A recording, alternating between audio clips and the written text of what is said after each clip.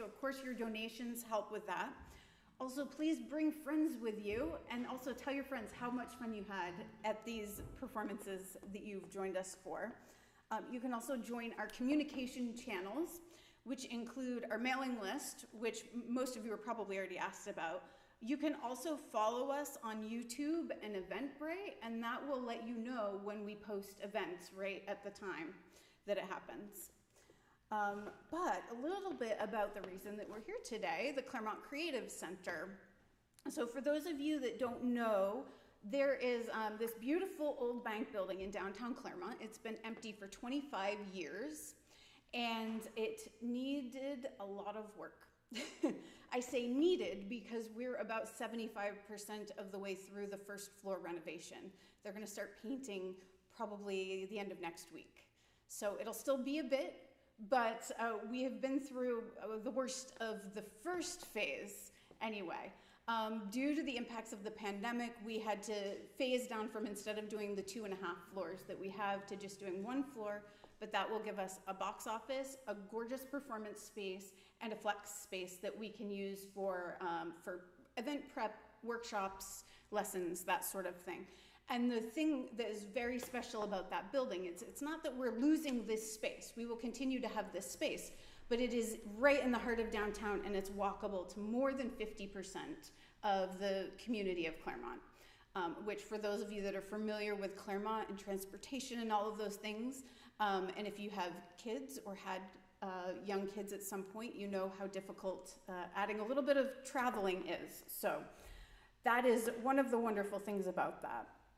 So it is a purpose-built space for performance education and the community, and it's right next to City Hall. So if you're not sure where 56 Opera House Square is, if you walk down to the police station, you have to walk the entire length of that building.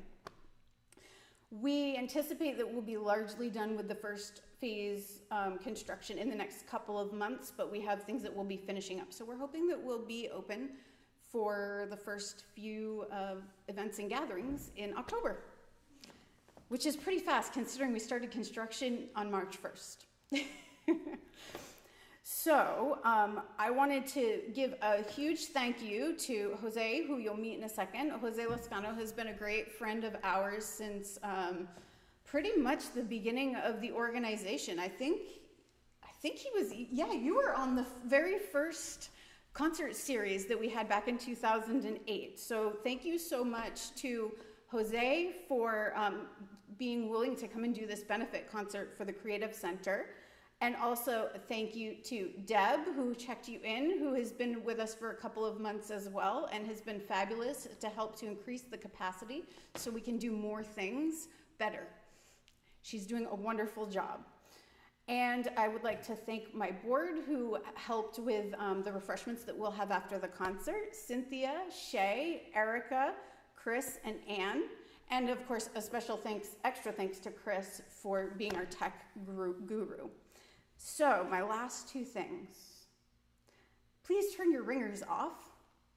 And if you need the bathroom, it's in the building next door. Those are my exciting announcements.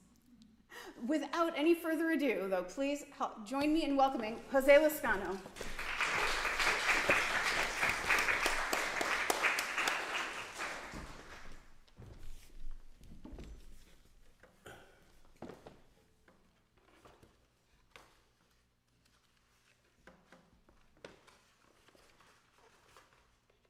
So the first piece on this program is actually only a second performance of a piece I wrote back in 1999, and then I guess composers do this sometimes.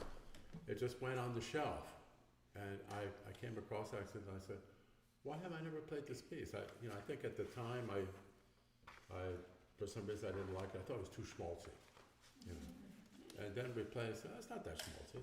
It's actually okay. So it's called First Light. So here we go.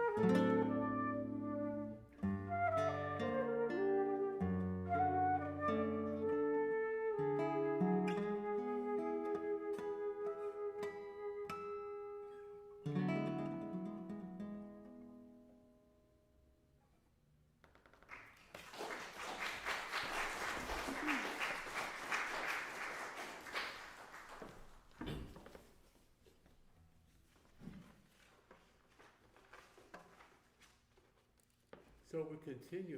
We're going to play 4 selections I call Songs of Freedom. And the story behind this, there's a wonderful Cuban-American soprano, Sarai Rossi, who commissioned me. She received a grant from the New Hampshire State Council on the Arts for me to write this piece. And it's basically based on poems by Cuban poets who represent emigre poets, historical poets, and dissident poets still in Cuba. So maybe I'll say the first one, maybe I'll say a little bit about each as we go. Sure. Very brief. So the first one is called Adivinanza para mi hija, prediction from my daughter. And at one point it says, what does, how do you know if the light is coming or not coming? I don't know. I've never experienced it. So it's sort of like sort of metaphorical and sort of, it could refer to the fact that the electricity goes out a lot in Cuba because of the infrastructure. But it could be, we're comparing it to freedom. Are we saying better days or worse days? You know, it's kind of hard to say. So adivinanza para mi hija.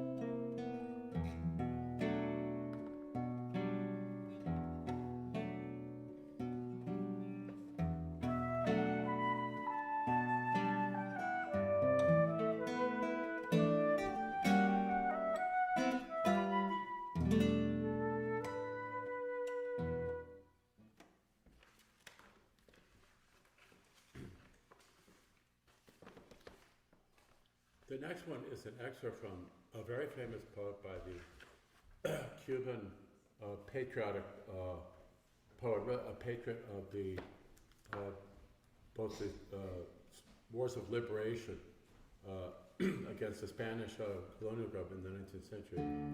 José Martí, who was also a originator of modernism in 19th century novel and poetry. So the most famous line goes something like, for the friend who would help me, I cultivate the white rose. But for the cruel person who would tear out my heart, I also cultivate the white rose. So it's called, it's actually, the name is Cultivo una rosa blanca. I cultivate the white rose.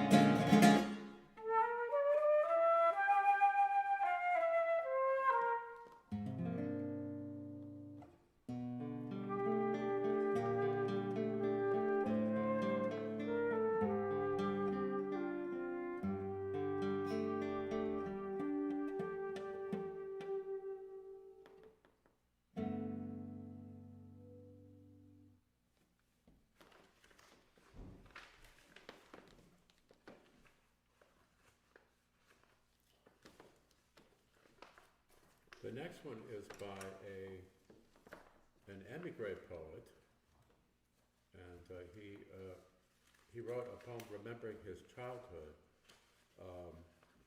when he was going to school and learning all about the American customs, especially around Thanksgiving. His name is Richard Blanco, is the name of the poet. And so he's confused because he has to explain to his grandmother why there are pilgrims and turkeys and all this stuff. And so Cubans have a different way of celebrating Thanksgiving or holiday.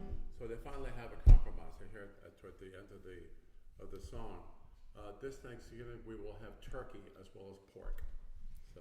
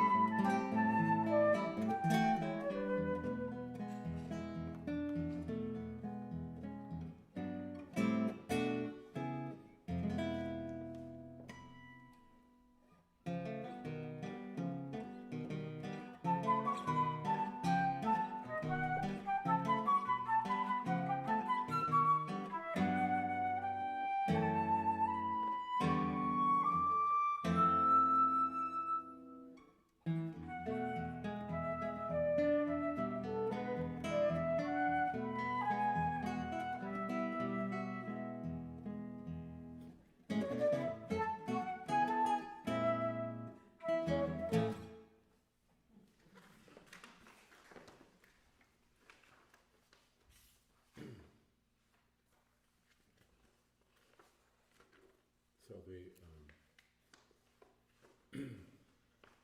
the fourth song is based on a poem by a young lady who was a prodigy painter and a poet in late 19th century, early 20th century Cuba, and her name was Juana Borrero, and it's called Intima, and it's a rather dark poem, so I don't want to read it.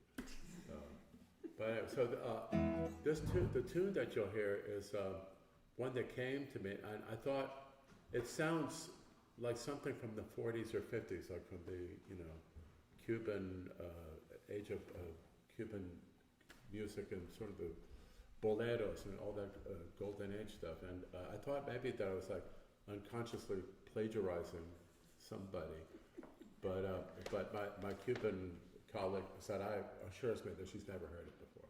And I had a lovely experience recently with the Buffalo Symphony, the Buffalo Philharmonic, that they commissioned me to write a concerto for double basses. And this is the tune from the second movement. So had to use it twice, so sorry. So Intima.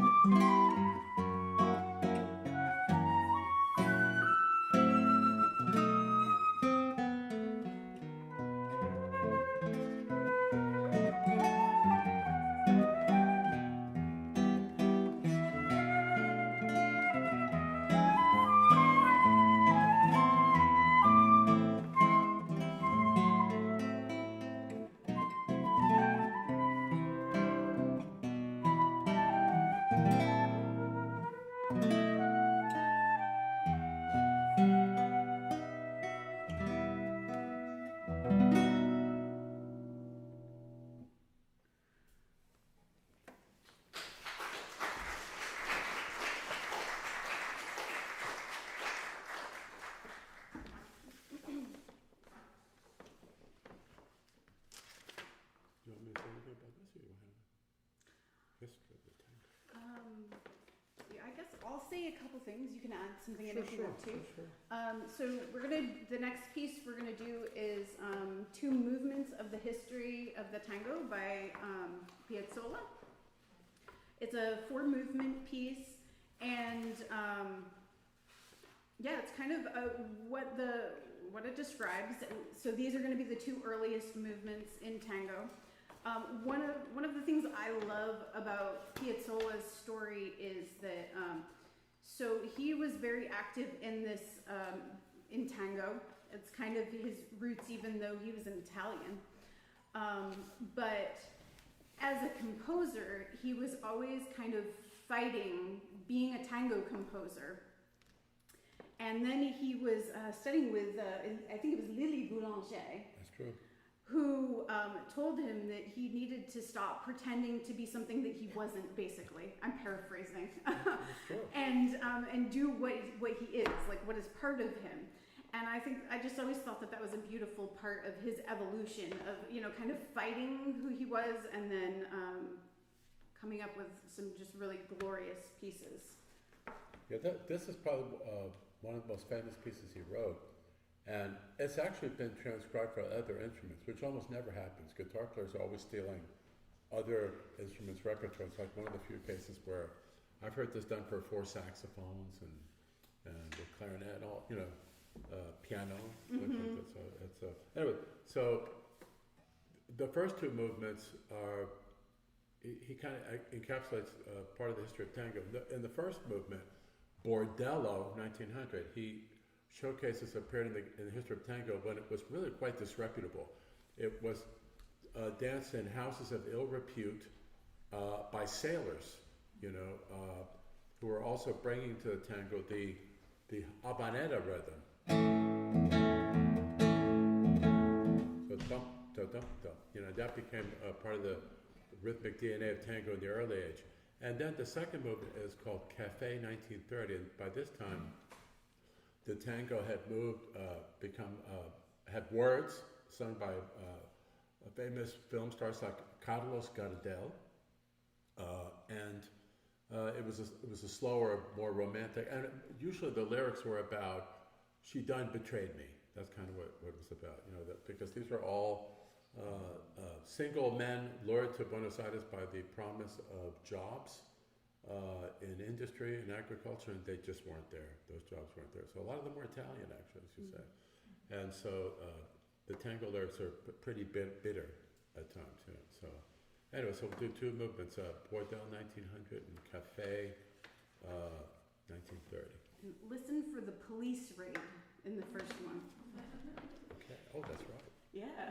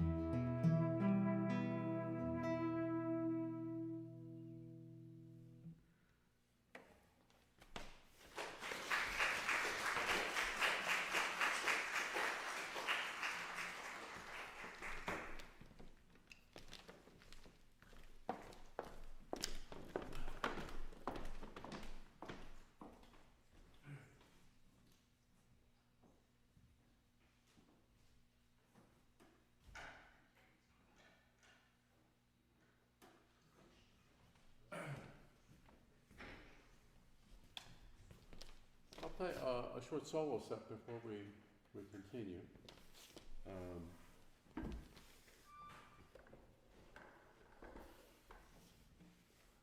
Actually, I'll continue with something by Astor Piazzolla. This is a solo called Ausencias, Absences.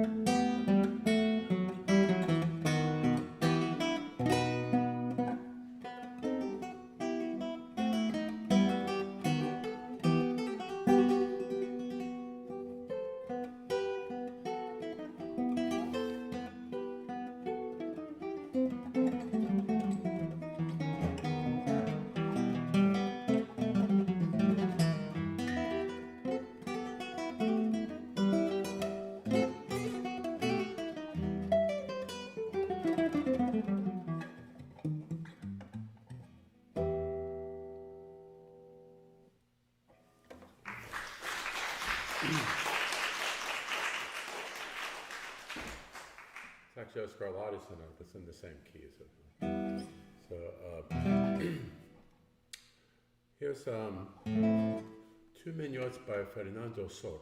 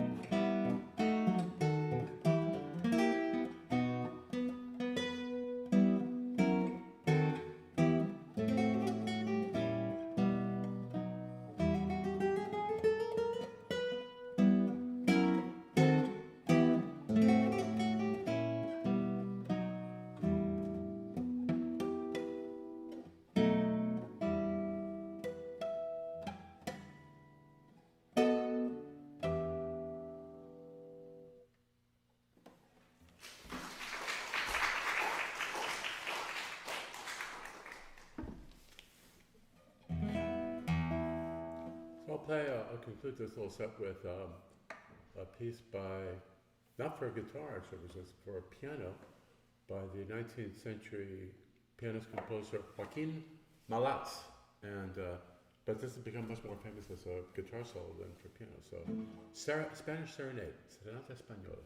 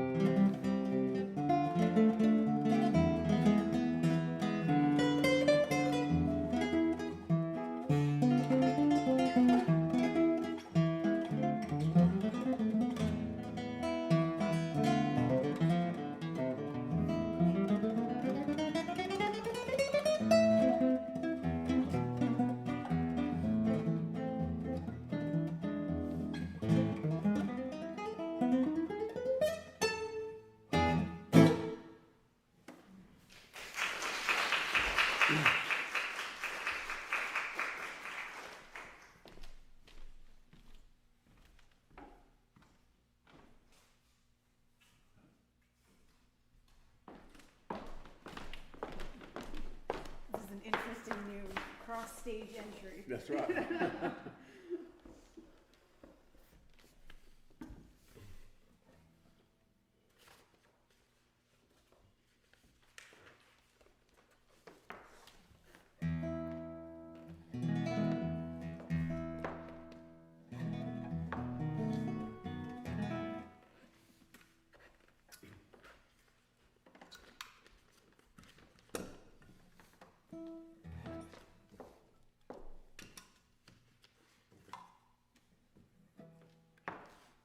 This is Entraque by Jacques Bear, also kind of in a Spanish flair, right? That's a little bit of it. Yes.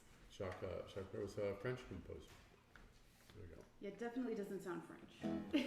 Yeah.